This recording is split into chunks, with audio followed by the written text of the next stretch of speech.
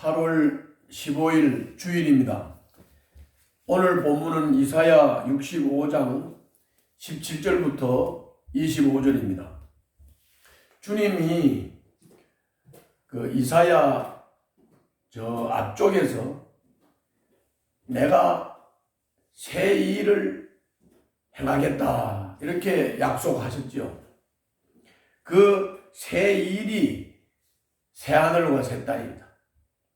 물론 이중적 성취의 특성으로 보면 1차적 성취가 예루살렘 회복이고 2차적 궁극적 성취는 새하늘과 새 땅입니다.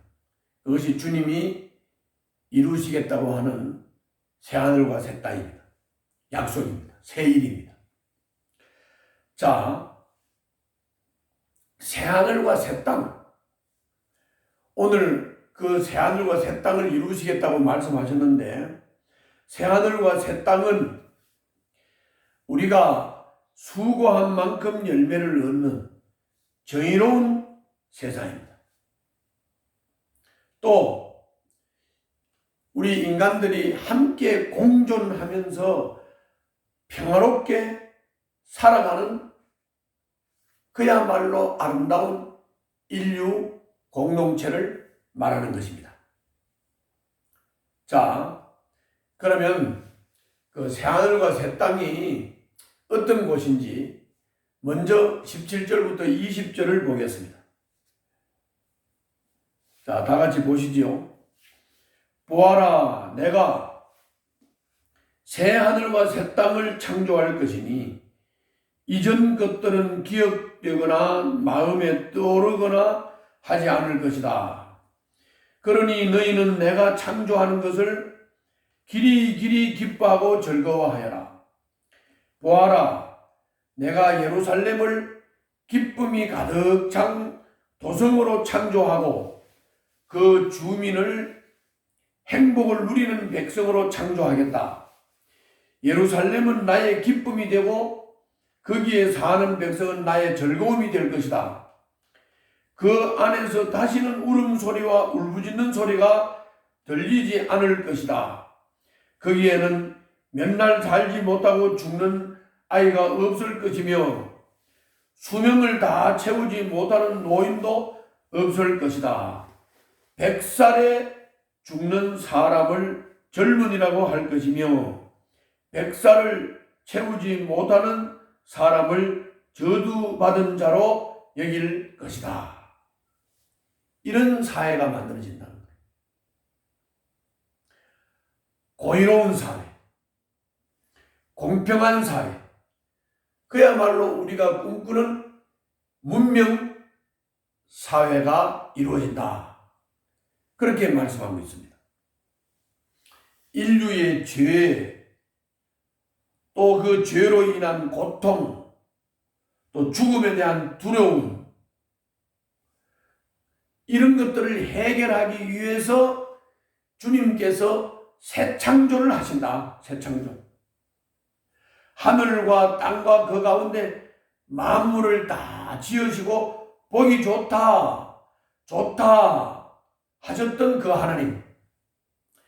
그 하나님이 이제 새하늘과 새 땅을 지으시고 기쁨의 도성, 즐거운 백성이라고 부르게 하겠다. 그렇게 말씀하신 겁니다. 아직도 죄와 고통과 죽음의 권세에 매여 있습니까? 옛사람으로 살고 있습니까? 새하늘과 새 땅의 가장 첫 번째 일이 뭐냐? 주님 안에서 새 피조물 되는 겁니다.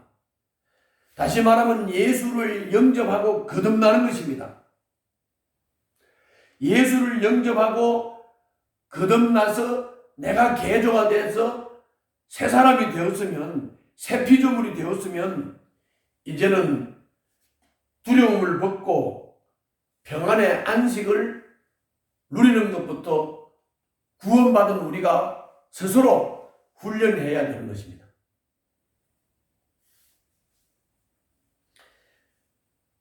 완전한 공의의 사회, 공평한 사회, 이게 우리 희망사항이죠.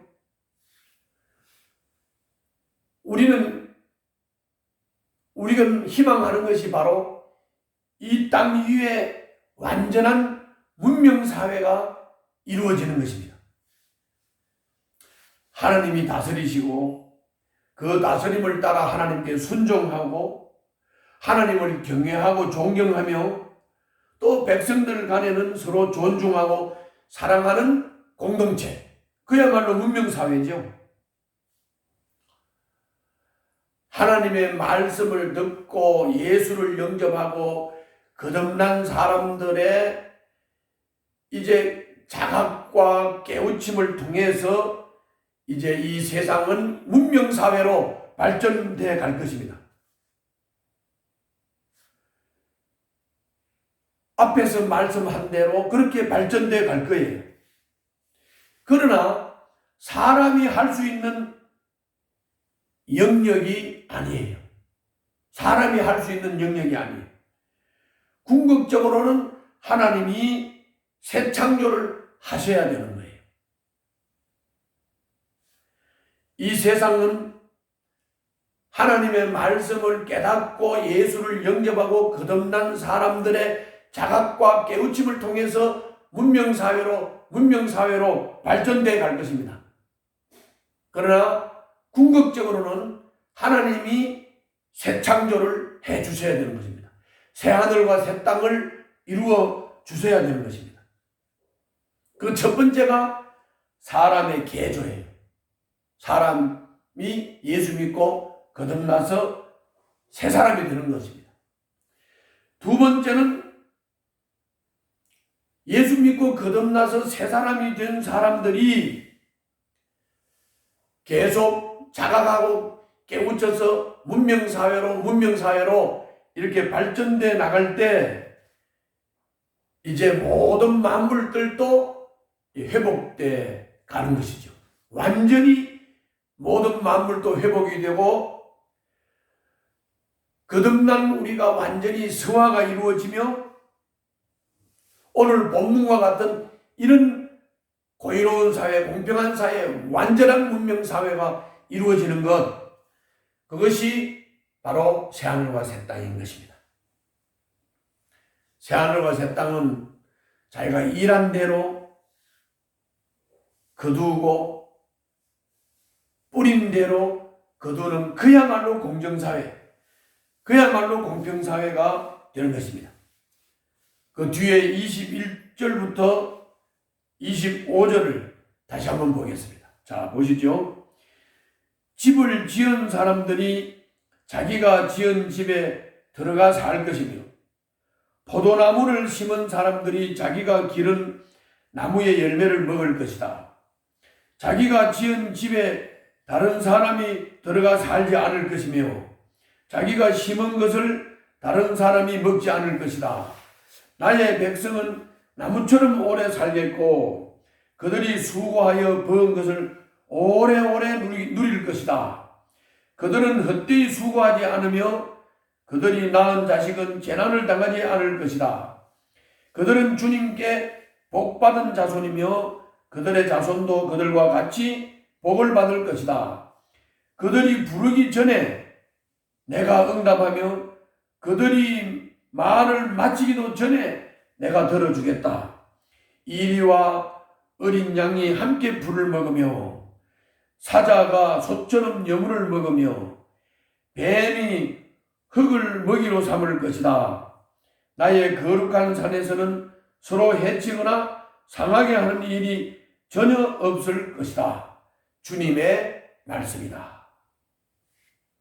모든 만물이 창조 때와 같이 완전히 회복이 되잖아요.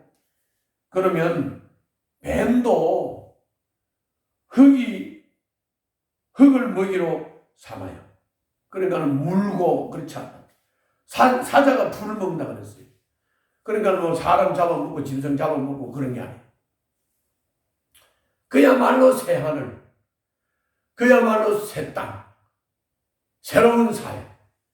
우리가 꿈꾸고 그렇게 됐으면 좋겠다 하고 바라는 그야말로 완전한 공평사회, 공정사회, 고의로운 사회, 완전한 문명사회가 되는데 그거는 사람이 할 수 없기 때문에 하나님께서 새 창조를 하시는 거예요.